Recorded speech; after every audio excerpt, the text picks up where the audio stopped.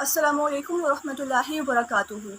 سفر کے مہینے سے ریلیٹڈ ہم لوگ ہمیشہ بدشگونی کو ریلیٹ کر دیتے ہیں، یعنی یہ اس سے ہمارے معاشرے میں غلط عقائد پیدا ہوتے ہیں۔ ہم بہت سی حلال چیزوں کو اپنے لیے حرام کنسیڈر کر لیتے ہیں جو کہ شرک سے ملتا جلتا ہے کہ اللہ تعالیٰ نے ہمارے لیے کچھ چیزیں حلال کی ہیں، ہم کون ہوتے ہیں کہ ہم خود ہی اس کو اپنے لیے حرام قرار دے دیں۔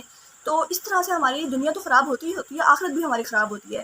تو ہمیں چاہیے کہ ہم جو بچپن سے سنتے آ رہے ہیں کہ سفر جو ہے وہ بدشگونی سے ایسوسیٹیڈ ہے، اس میں ہمیں سفر نہیں کرنا چاہیے، یا اس مہینے میں بلائیں اترتی ہیں، مصیبتیں اترتی ہیں، تو ہمیں چاہیے کہ ہم اس پہ ریسرچ کریں، ہم اس پہ غور و فکر کریں، ہم اس پہ اس کے تہ تک پہنچیں کہ آخر کون سی ایسی وجہ تھی کہ ہمارے فور فادرز جو ہیں ان سے چلتی چلتی یہ بات اب ہم تک آئی ہے۔ اور سفر کے مہینے سے ہمیشہ ہم بدشگونی کو ہمارے ذہن میں، ہم جیسے سفر کا مہینہ لاتے ہیں تو ہمارے ذہن میں بدشگونی کا لفظ آتا ہے۔ تو آج ہم اس کے بعد ہسٹری کے بارے میں پڑھیں گے کہ یہ آخر جو ہمارے پاس یہ ٹرم آئی ہے یہ کس وجہ سے آئی ہے، اس کی ہسٹری کیا تھی۔ تو یہ پہلے یہ کانسیپٹ جو ہے یہ عربوں سے سٹارٹ ہوا ہے۔ عربوں کے ہاں اس مہینے میں جو غلط تصورات پائے جاتے تھے اس کی بنیادی وجہ یہ تھی کہ عرب حرمت کی وجہ سے 3 ماہ یعنی ذوالقعدہ، ذوالحج اور محرم میں جنگ و جدل سے باز رہتے تھے اور انتظار کرتے تھے کہ کب یہ پابندیاں ختم ہوں اور وہ لوٹ مار کریں اور جنگ و جدل کریں۔ تو جیسے ہی سفر کا مہینہ شروع ہوتا تھا، محرم ختم ہوتا تھا، تو وہ لوگ اپنے گھروں سے نکل جاتے تھے، لوٹ مار کرتے تھے اور ان کے گھر خالی رہ جاتے تھے اسی طرح۔ تو اس طرح سے وہ یہ سپوز کرتے تھے کہ سفر کا مہینہ ہی ایسا مہینہ ہے، سفر کے مہینے کو وہ منحوس قرار دیتے تھے کہ ان کے گھر برباد ہو جاتے ہیں، ان کے جو گھر ہیں وہ خالی ہو جاتے ہیں اور بہت زیادہ لوگ قتل ہوتے ہیں اس مہینے میں، اور مطلب ایک معاشرے میں ایک تھوڑا ہلچل سی پیدا ہو جاتی ہے اس مہینے میں، جبکہ ایسی کوئی بات نہیں تھی۔ ان لوگوں نے اس مہینے پر غور و فکر ہی نہیں کیا، یعنی اس کی کاز پہ غور نہیں کیا کہ آخر اس کی کاز یہ تھی کہ وہ پچھلے 3 مہینے سے انتظار میں تھے، اور جیسے ہی سفر کا مہینہ آیا تو انہوں نے جو ہے ان 3 مہینوں میں جو کام روکا ہوا تھا اس کو سٹارٹ کر دیا، یعنی قتل کرنا سٹارٹ کر دیا، جنگ کرنا سٹارٹ کر دی، مار لڑائی جھگڑا سٹارٹ کر دیا اس طرح سے۔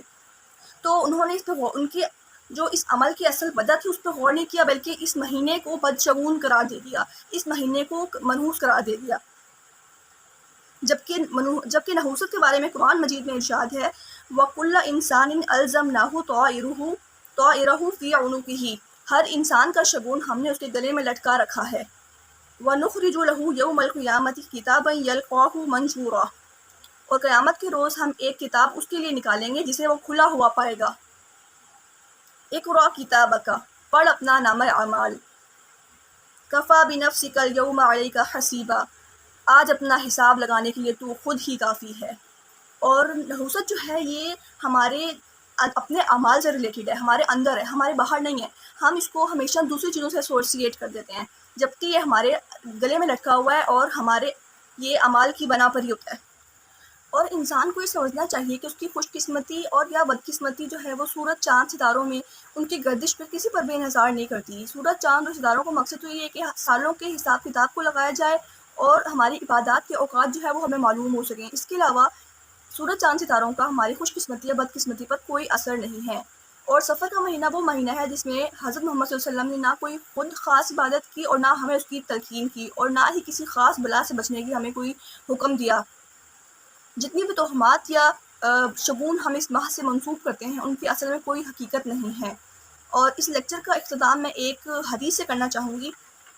عبداللہ ابن مسعود رضی اللہ عنہ سے روایت ہے کہ رسول اللہ صلی اللہ علیہ وسلم نے فرمایا الطیرۃ شرک ثلاثا ومن منا الا ولکن اللہ یذہبہ بالتوکل، بدشگونی شرک ہے، بدشگونی شرک ہے، 3 بار کہا اور ہم میں سے کوئی ایسا نہیں مگر لیکن اللہ تعالیٰ توکل کی وجہ سے اسے دور کر دیتا ہے۔ اللہ تعالیٰ سے دعا ہے کہ ہمیں وہ سیدھے راستے پر رکھے اور ہمیں اس پر استقامت دے، آمین۔